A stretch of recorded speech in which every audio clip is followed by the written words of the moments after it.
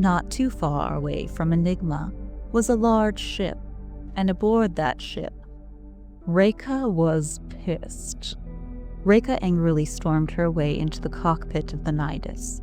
She had finally exhausted the last of her remaining patience. The crew had been traveling through the system for hours, which wouldn't have been a massive issue, except for the fact that Zon refused to tell her where they were going. She finally made her way to the cockpit, stopping shy of the entrance, and stood there with her arms crossed. I would absolutely love it if at any point during this job you would tell us where we're going. Now would be great. For once, I agree with Reika. I don't like unknowns, and this entire situation is a huge unknown. For once? Tima shook nervously, some feathers shedding off of his body. For a while, Zon said nothing, keeping his eyes fixed on the controls in the vast reaches of space, which angered Reika even further. Zon usually made her blood boil, but lately, he had been pushing his luck. After a few more moments of silence, Zon spun his seat around and spoke. Alright guys, now that we're past the point of no return, it's time I give you some answers. So I picked up on a third-tier crest transmission a bit before we left, and surprise, it was the crest signal of Nalis. Yay! A surge of rage, fury, fear, and hopelessness built inside of Reika. Before she could bombard Zon with her opinions, Tima spoke up first. You can't be serious. You dragged us out here to find Nalis. Are you insane? Actually, I already know the answer. Did Zarex even really approve this job? Son, when I finally end your worthless fucking life, all of Rhaegash kind, the denizens of the underworld, and most of the galaxy will rejoice. And when I char your corpse, Ignatha will be grateful for the offering. Right. Sure you will. Zon chuckled, as if he knew something Reika didn't, and that infuriated her. What would he know about her god, about the will of Ignathar and his doctrine? Anyway. Come on, Reika, don't get your head jealous of the twist. We're all third tiers, it'll be fine. Our odds of survival are about 50-50. We should have brought Winrow with us. Pretty sure that would have significantly increased our odds of survival. Reika shot Zon with another look of contempt, shook her head at Tima, and barreled out of the cockpit towards the observation room. As she walked away, Zon called out to her. I'll let you know when we arrive, sweetheart. Go fuck yourself, Gatari shit stain! Reika tore into the observatory, seething with rage. She paced the room, stopping occasionally to scream out in anger. Why did it have to be Nalis, she thought to herself, as she angrily sat down on one of the beanbag chairs. Reika tried to calm herself down, but the more her thoughts raced, the angrier she became, like a perpetual anger machine. Suddenly, the beanbag chair burst into flames under Reika. She sighed loudly as the Nidus activated the fire prevention system and blasted her with an extinguisher. Reika figured it would be in her best interest to calm down for the time being, seeing that her anger would be dangerous for the Nidus and, more importantly, her favorite beanbag chair. Reika figured what she needed was some alcohol. She assumed that this would be her last drink anyway, since they were going after Nalis. She threw back a couple of shots of the strongest stuff they had there, and then sat in front of the observatory window, watching as the ship sped through the system, different celestial bodies flying past. After another hour of flight, there was a ping on the intercom. We're here. Reika sneered at the sound of him and his lack of urgency, then got up from her comfortable seat. Reika skulked her way back to the cockpit, not very excited to see the planet she was most likely going to die on. As Reika entered the cockpit, she looked out of the window and looked at the planet. The world had an orange and brown hue, clouds and smoke almost completely covering its surface. Around the planet were the remains of countless ships that almost formed a ring. At the poles of the planet were two massive needle-like structures that emitted intense energy, surge emitters. Zahn tapped the main console for a moment before bringing the ship to a full stop. Alright, you two. Welcome to Enigma. This planet, like so many others, was hit with a declaration of death by the Cosmic Compliance Bureau approximately 2,211 years ago. Also, We don't need a damn history lesson. fine. Let me tell you this then. You guys have to understand something. Nalis's crest is signaling. This hasn't happened for... It's been so long I can't even remember. Every smith in the galaxy with a grudge is probably on their way as we speak, and a large amount of them include members of the CCB. So if you think I'm not gonna jump on the opportunity to get her first with some of the best members of the Forge, then you're not thinking correctly. And I brought you two along because Nalis is a tiny bit unstable. Reika nearly scoffed at the understatement. Nalis was the most feared and brutal blacksmith in history. Reika had heard the stories of Nalis ever since she was a child, so she was quite aware of how unstable Nalis truly was. The descent was nothing short of a roller coaster from hell. The ship shuddered violently as it plunged through a thick mass of storm clouds. Lightning crackled and arced around them, illuminating the interior with an eerie, pulsating glow. Each jarring bump and shudder was accompanied by the unsettling groan of metal straining against the atmospheric assault. As the ship fought its way through the tempest, the turbulence grew more intense. For a moment, it felt as though they might be torn apart by the violent forces. The storm's wrath battered the vessel relentlessly, and Reika could barely keep her balance, gripping the nearest surface tightly. Then, with a final spine-rattling jolt, they broke through the clouds. The sky above was an unsettling calm, an almost eerie contrast to the chaos they had just endured. Zahn, his face lit by the faint glow of his crest tracker, quickly assessed their position.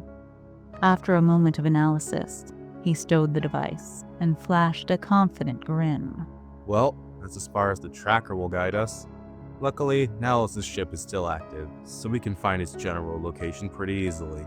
He flicked his horns twice and began maneuvering the ship to land. They touched down near a crater and stepped out of the Nidus. Immediately, Reika noticed that in the far distance to the east, there was a gigantic plume of smoke billowing up into the clouds. Zahn looked over at Tima, who was getting ready to take off. You're gonna have to stay on the ground while we're here.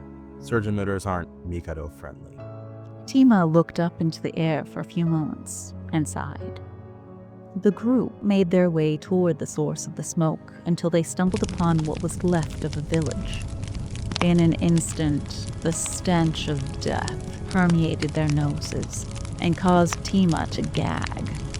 Reika shook her head at him and moved on, eager to get this over with. Reika looked around at the remnants of this village. Burned, dismembered, and crushed bodies littered the streets, a sight that she had grown accustomed to throughout the centuries. Reika studied the damage around her. The brutality of it all made her stomach churn. It doesn't even look like she used her alloy. She didn't have to. Just look at all the metal around here. Whole place is practically made of it. Poor bastards never stood a chance. Suddenly, the twisted, humored expression on his face turned to genuine shock. In the 300 unfortunate years that Reika knew Zahn, she had never seen that look come across his annoying reptilian face. She followed his gaze, and his reaction made all too much sense to her. A few feet in front of them was a sight that none of them could believe. A long-haired, dark-skinned Fermani woman sat amidst the carnage, clutching the body of a red-headed woman of the same species. A few feet from them was the body of a Vosharan woman with long white hair, a long red cloak, and a twisted and warped smile on her face. It looked like they had been like this for a while. No fucking way. At the sound of Reika's voice, the Vermani woman looked up at the group. Her deep purple eyes scanned the three of them, a mix of emotions going through her face. Among them, confusion stood out the most. She then laid the body of her comrade on the ground, using the utmost care, then stood up. She took a deep breath and then suddenly charged forward with a speed that Reika was not expecting from a Vermani. The woman stopped in front of Reika and hit her with a punch to the cheek so hard it managed to leave a sizable cut. Reika stumbled back, momentarily stunned by the fact that a punch from a Vermani did actual damage.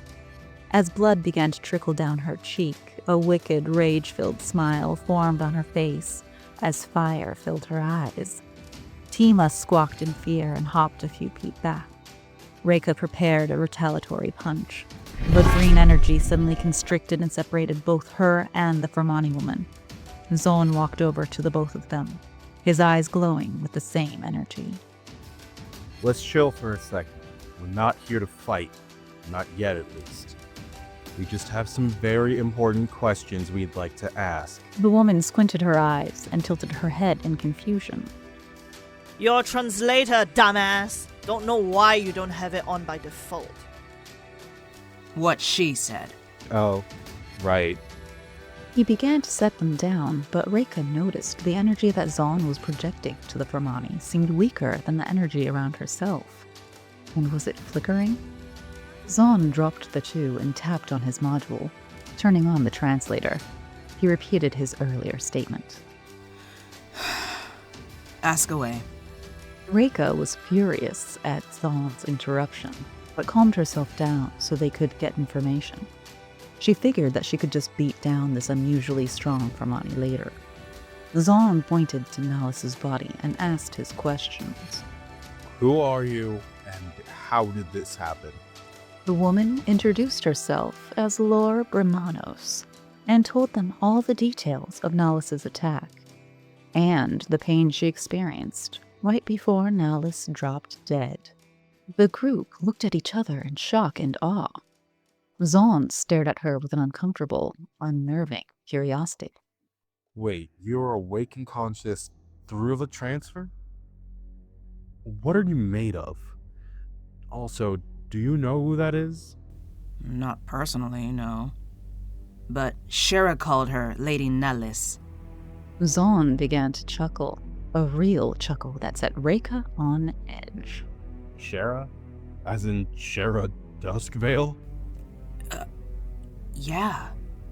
How the... Zon smiled widely and raised a hand to quiet her. He looked around the decimated village, then at Nalis's body. Then he looked at Lor for a long moment, a look of awe and disbelief growing across his features. I can't see it. I can't. You're gonna have to come with us. Can I ask why? Reika assumed she knew the reason, so she spoke up first. To put it shortly, you're going to be hunted by a fuck ton of angry people. Fantastic. Alright then. Do you guys have a place to store bodies on your ship? I'm not leaving without her. Our line of work can get rough, so we have a morgue on the ship. That's a bit fucked up, but I guess that works. She walked over to the corpse of her friend, gently picking her up off of the ground. Zon turned to Reika and asked her to bring Nalis's body as well. She did so begrudgingly, and the four of them made their way back to the Nidus. As they walked, Reika caught Lor glaring at her a few times. She felt a twinge of annoyance, being reminded of how this Vermani had caught her off guard. She kept her rage in check, reminding herself that she could get her comeuppance at a more convenient time.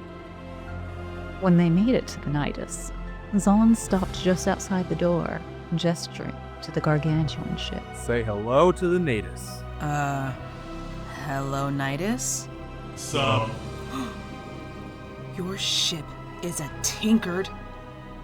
That's amazing. Yeah, he's about a few words, though. To me, at least. Probably because you keep referring to him as a bot. Stop doing that shit. You know he doesn't like it. And I'm surprised someone from a dead planet knows what a tinkered is. Just because the planet's got a death declaration doesn't mean we don't have informational texts. Those surge emitters don't block every signal. Reika stayed quiet, not having a response to that. It made her feel a bit dim-witted, which only fueled her anger further. They made their way onto the Nidus and guided Lore to the morgue, where they put both bodies. Zon went to the cockpit to get the ship off the ground, leaving Reika, Tima, and Lore in silence. Finally, Tima broke the silence. Who was she to you, if you don't mind me asking? My best friend. Maybe something more. We were never really given a chance to figure that out. The funniest part is that I can't even kill the bitch who took that chance from me. She's already laying there, dead. That doesn't sound very funny. You wouldn't have been able to kill her anyway. It's clear that she held back significantly when she destroyed your village. Reika? Seriously? Don't worry, it's fine. I've dealt with enough Rhaegash to know that they have issues with running their mouths. They're very direct people, even if it's to their detriment. Reika seethed at the comment, but was equally impressed. Lore was right. Reika figured that Lore had a history with the Rhaegash. She was interested to find out in what capacity. Reika glared down at Lore and sneered. You are by far the boldest Furmany I've ever met. You aren't the first person to tell me that. You still want to fight me. I can tell. Well, I'm sure that at some point we can make time for it. She stared Reika in the eyes for a moment before sliding her friend's body into the morgue drawer. Lore pushed past Reika and wandered off by herself. Reika stood there for a moment, tapping her foot rapidly in frustration. Wow. It's been a while since I've seen anyone not named Zon get you this upset. Are you actually going to try to fight her? Try? No, I'm not going to try anything. I'm going to fuck her up. Once we get back to the shop and she heals up, I'm going to find out exactly why Nahlis chose a Furmany. She slammed Nahlis's body into its drawer and walked out of the room. Just then, a loud boom rocked the ship, sending Reika stumbling. She rushed up to the cockpit, wondering what was happening. When she got there, Zon was at the controls, as usual. Did the CCB find us? Nah, we're just being boarded by some Jesnum pirates. Nothing too major. Oh, if that's it, then I'll take care of them. Tell me where they are latched. Infirmary. Without another word, Reika took off down the corridor, her headtails whipping behind her like battle banners. She was on a mission, and nothing was going to slow her down. Well, almost nothing. On the way, she nearly barreled into Lore, who was standing in the middle of the corridor, looking both confused and mildly concerned. Should I be worried? Reika didn't bother with a response. Instead, she reached out, planted her hand firmly on Lore's face, and mushed her aside like she was clearing clutter off a counter. Fuck out of the way! Lore stumbled back against the wall.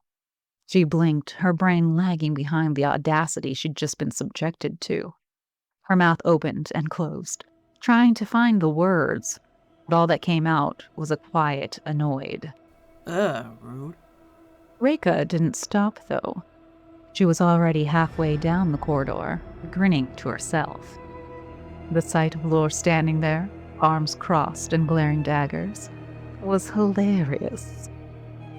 She stormed into the infirmary, which the pirates hadn't fully breached yet. She stood there as the pirates slowly cut their way into the room. She placed her hand gently to the wall. Sorry about this, Nidus. I know getting latched hurts. It's chill. Just take care of it quickly, please. Just then, the pirates burst through the wall, their snarls and roars filling the room. Reika's reflexes were sharp as ever.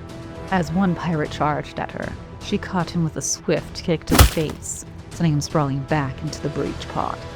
His comrade, momentarily stunned, barely had time to react before Reika summoned her alloy into a glaive.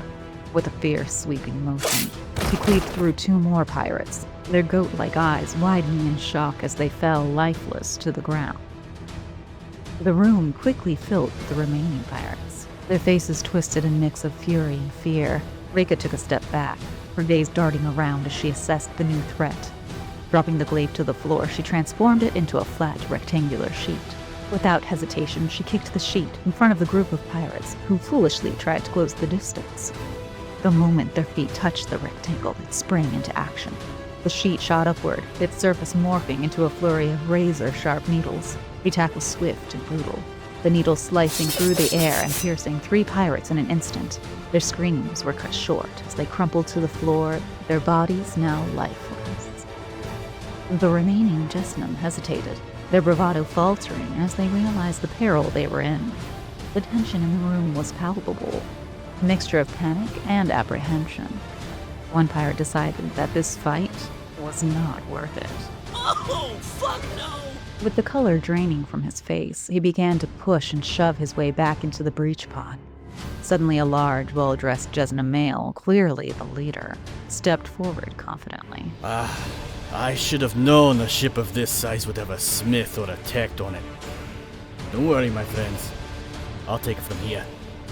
You're not the only blacksmith here. Reika stared at the man for a moment, squinting her eyes at him before she realized something. She decided to stay silent, letting the pirate do whatever it was he was about to do.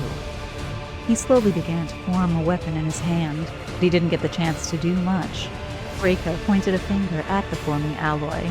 The alloy shattered in his hand, and a look of regret and fear washed over his face. You're 3rd tier. Everyone on board is a 3rd tier, dumbass, including the ship. Count yourselves lucky, because I've decided to let the rest of you live. Get back on your pod and get back to your ship. I won't repeat myself. The pirate scrambled back into the pod and made a hasty exit, leaving no room for arguments. The bodies that were left behind were suddenly swallowed up by a hatch. Zom's voice suddenly booms over the intercom. Oh, Reika, as always, you're too soft. Shut the actual fuck up. I felt bad for them. And besides, I'm trying to conserve my energy. As if on cue, she turned and saw Lore leaning against the infirmary door. Reika and Lore stared daggers at each other for a few moments before Zon's cheerful voice played over the intercom, telling everyone aboard to meet him in the cockpit. Once they were all there, Zon sat them down. Okay, now that we're free of pirates and the stealth systems are engaged, we can finally provide you with some answers. Are you familiar with blacksmiths? Besides what I saw today, a few hours ago, I thought blacksmiths and nullists were just myths. But yeah, I've read some texts about them. But as far as my knowledge goes, I know that they have power over metal and fire. So just the basics then. I'll keep this as brief as possible. Congratulations, you are now a blacksmith. There are 3 tiers, 1st tier being the weakest and 3rd tier being the strongest. Luckily, or unluckily for you, you are now 3rd tier. Yay! By the way, that pain you felt was every single cell in your body being reforged for the sole purpose of wielding your newfound powers. Awesome stuff. Is your friend always this cheerful? It's unsettling. I wish he wasn't. And he's not my fucking friend. Furthest thing from it, in fact. Zon ignored them both and continued with his explanation. Not only do we have control over metal, but with training you will be able to manifest your own magical metal called alloy. More on that at a later time. You will also be able to take on the innate powers of your transfer's predecessor and only the previous predecessor. I'm sure you notice that there's a crest on your arm. Until you learn to manifest and control your alloy, that crest will be transmitting a signal that any blacksmith can hone in on. And lastly, now that you have the transfer, your aging has been slowed to a crawl. So you're basically a Lithari in terms of lifespan. I have a few questions. And I may have a few answers. I've got two. First, how long does it usually take to manifest your alloy? And second, what is it that you guys do? Those are fairly easy to answer. First answer, 50 to 100 years. It takes a lot of fucking practice. And as for your second question, we are members of the Forge, one of the most powerful crime syndicates in the galaxy. This group specifically does a lot of paid violence. I wish we didn't. Also, we're not technically supposed to call it a crime syndicate out loud. Just saying. 50 to 100 years. Wow, that's, daunting. As for the crime syndicate thing, I literally have nothing better to do and nowhere to go, so... That's what I like to hear. But one thing. I can guarantee you'll come to regret that decision. I have absolutely nothing left to lose, and my day-to-day was shit already. Well, that settles it then. Welcome to the Forge. Not officially, though. We still need to talk to Reika Doth'Torak when we get back to the shop. You are sure to cause a bunch of inconveniences. Zarx is going to be furious. Yeah, because apparently your sole purpose in life is to piss everyone the fuck off. Are we done here now? Before an answer could be given, she walked off back toward her favorite spot on the Nidus, the observation room. As soon as she got there, she grabbed the bottle of alcohol from earlier and plopped down on the slightly charred beanbag chair. She took a large gulp and set the bottle down. Nidus, you are the only person here I truly respect. You haven't done anything to piss me off yet. Much appreciated, Reika. That means a lot. Reika sunk deeper into the beanbag chair and sighed heavily. The last few hours were a chaotic mess of emotions. Reika had fully expected to die on Enigma, but instead, her life and subsequently the lives of those at the Forge had in an instant been made so much more difficult, all because of that Hermione woman. Reika decided to focus on something else and just watched space go by.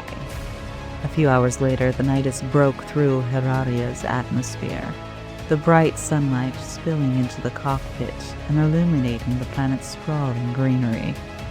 Vast oceans shimmered, their edges kissed by scenic coastlines. The Nidus touched down in the sprawling spot of the shop, a city-sized building that loomed like a glittering behemoth on the horizon. Its architecture was chaotic. Sleek, metallic spires that twisted skyward, domes with crystalline mosaics, and ancient stone carvings that seemed impossibly integrated into the modern structure. Reika glanced out of the window as they descended. The landing pad was alive with activity. Vehicles zipped by, ranging from sleek hovercrafts to lumbering cargo walkers. Forge members clustered in small groups, their uniforms as varied as their species.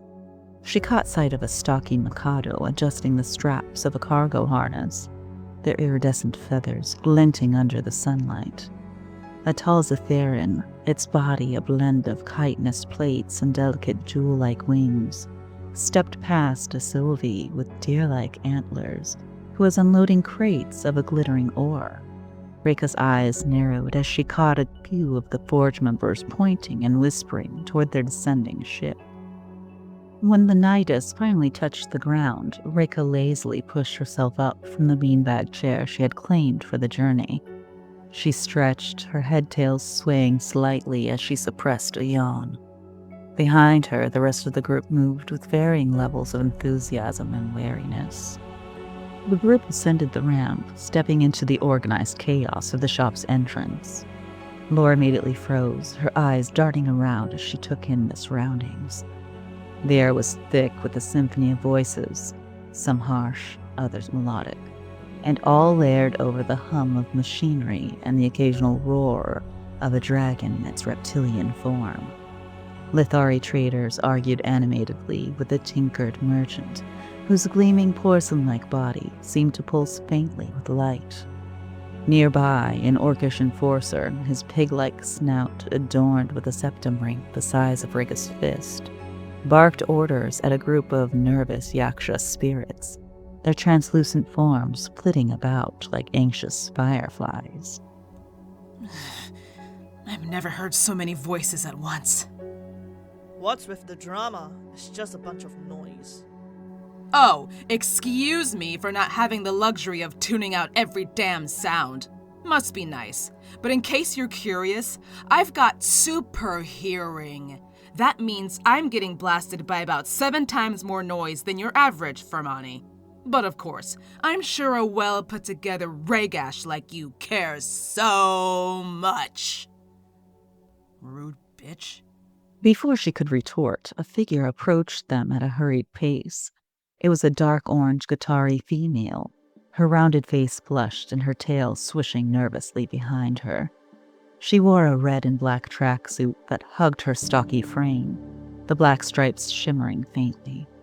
Her spiky black hair fell to her chin, and her black and yellow horns, adorned with small silver piercings, gave her an almost playful appearance. Her gentle yellow parietal eyes darted nervously as she stopped in front of the group. Son, Xerix wants to see you. Now. You guys too. Hi, Tima. Wait, who's this? Her eyes fell on Lore, and her breath hitched. Her eyes widened as she took in Lore's crest. Her orange skin seemed to pale several shades. So that's where you guys went. Go see Xerix. Please. Alaire quickly turned on her heel and started sprinting away, her movements jerky and unsteady. As the group watched her retreating figure disappear into the crowd, Lore's brows furrowed. Is she always like that? Pretty much. It's kind of cute. Come on, let's not keep Xerix waiting. As they made their way to Xerix's room, Forge members greeted them with varying degrees of curiosity and suspicion. Whispers followed the group like a ripple in a pond, growing louder with each step. Who's the purple-eyed Fermani? She's got a crest. Can't tell whose, though. A Fermani with a crest? In this era? What's next? Orcs flying? Ugh. She won't last long. I bet she'll break before she even manifests her alloy. A small crowd began to form, with members craning their necks for a better view. Their gazes ranged from wary to outright dismissive, but Reika caught more than a few predatory smirks as the whispers grew bolder. Reika's head-tails twitched in irritation. Enough. She turned on her heel, her voice slicing through the murmurs like a whip. Disperse! You'll get your answers when it's your damn business! The gathered members hesitated for a moment before backing off, some muttering under their breath. The tension in the air eased slightly as the crowd began to scatter, though a few lingered just long enough to make their disdain known.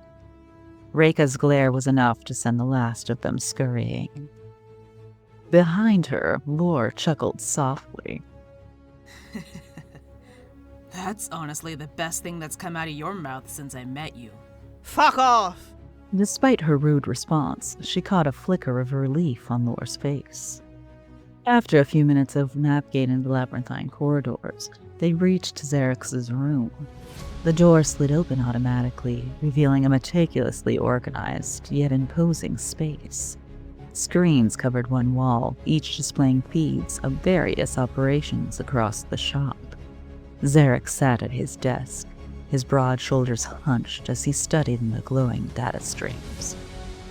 Zarek's was a commanding presence, a Gatari with dark green, scaly skin that shimmered faintly under the room's dim light.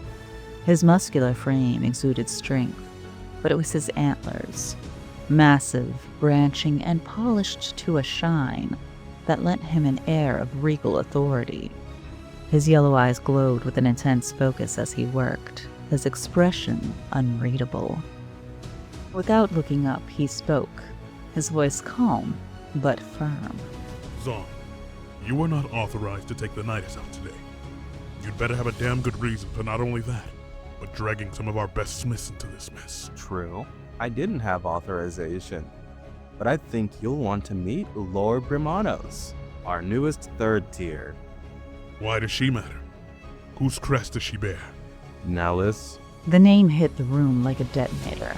Xerxes' eyes flicked to the crest on Lor's arm, and a cascade of emotions crossed his face. Disbelief, anger, and something darker, more dangerous. Slowly, he pointed a finger at Zon, then clenched his hand into a fist. Suddenly, he shouted for Alaire, who sped into the room with surprising speed. Yes, sir? Contact the scaffold and tell them to send over 2 third-tier architects. Alaire nodded and disappeared as quickly as she'd come. Xerx turned back to Zon, his voice low and venomous. I should strangle the life out of you, Zon. This was a good spot. He tapped a few buttons on his module and his voice boomed through the shop's intercom system. Pack up! From the hallway, muffled groans and angry shouts erupted. One voice cut through the chaos. You have got to be fucking kidding me! Who did it? It was Zon, wasn't it? It was Zon. Again. That should be sufficient punishment for now. So, Miss Brimanos, I assume you have a module? Lor nodded and stepped forward, holding it out. Xerx examined it briefly, his fingers flying over its interface. This firmware's ancient. Are you from a dead planet or something? It was clearly made as a joke, but Lor's jaw tightened a bit. Actually, yeah. I'm from Enigma. Xerx's eyes widened slightly, and he shot a sharp glance at Zon, who shifted uncomfortably. Without a word, Xerx tapped his module again. Zon Krokaz is now FOS until the architects arrive. Fight on sight, one of the worst punishments in the Forge. And it's Zon's first time in over a few centuries. Zon, get the fuck out. I don't even want to look at you right now. Zon opened his mouth to protest, but thought better of it. With a resigned flick of his horns, he marched out. Seconds later, a roar of voices erupted. There he is! Beat it back! Music to Reika's ears. Xerx returned to Lor's module, his brow furrowed in slight confusion as he looks it over. It's clear that something is bothering him, but he can't place it. He finished adjusting her module and sighs. Your module is updated. You now have access to everything a third tier needs to survive. We'll discuss more later. Right now, I have to clean up this mess Zon made. Alaire, get Miss Brimanos to a healing bench. She's walking around with multiple broken bones. The fact that she's even standing right now is impressive. Yeah, that would be lovely. This shit hurts like a bitch. Now, time for some good old damage control. Welcome to the Forge.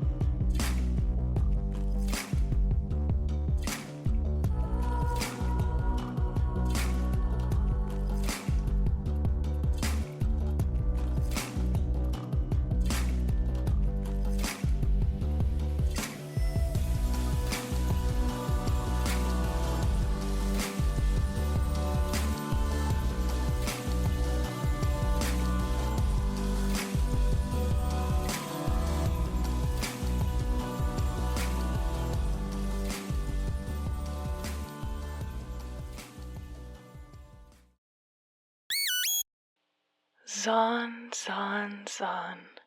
You impress me once again. I didn't think it was possible for you to piss off the Forge Masters to this extent. I've never seen Xerix this bothered. It's honestly hilarious. You know, I was fully willing to side with him on extending or expanding your punishment. Bringing in someone with the crest of Nullis with no word or regard to protocol. How stupid could you be? But then I got a good look at the Fermani you brought in. Xerix thinks she isn't long for this galaxy. That she's a waste of a powerful crest. But he could never really see true potential like you and I. That woman, she's going to turn this universe upside down. I can feel it. And for that, Zon, I thank you. I'll make sure the other Forge Masters ease up on you. With Nallis gone, it's just us two now. Try not to get into any more galaxy-altering bullshit for the time being. You owe me.